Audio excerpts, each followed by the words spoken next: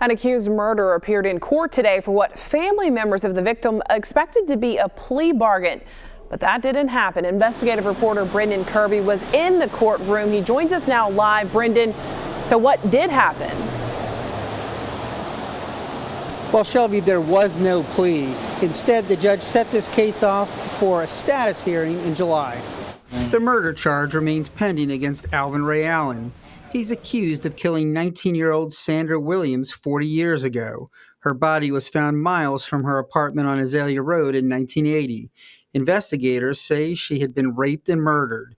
Prosecutors have said Alvin Ray Allen was an early suspect, but police didn't have enough evidence until 2019 when they got a DNA hit and charged Allen.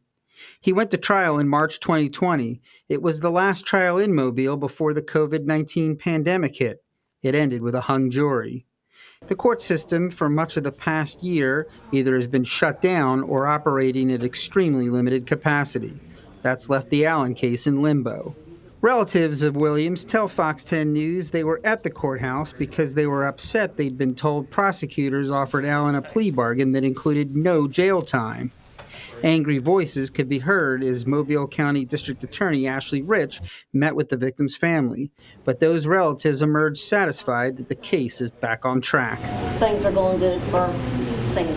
Ultimately, there was no plea.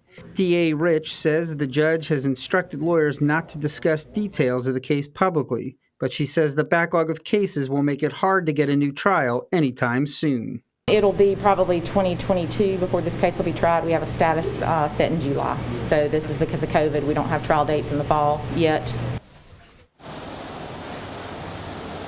It's not just this case that the pandemic is affecting. DA Rich says her office has 10,000 pending cases.